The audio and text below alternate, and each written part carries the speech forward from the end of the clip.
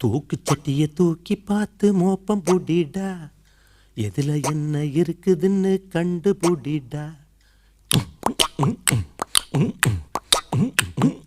தூக்கு சட்டிய தூக்கி பார்த்து மோப்பம் புடிடா, எதுல என்ன இருக்குதுன்னு கண்டுபுடிடா. பல வீட்டு சோத்து ருசி பார்த்து புட்டா கஷ்டமடா. ஒரு வீட்டில் இத்தனையும் கிடைக்கிறதும் கஷ்டமடா.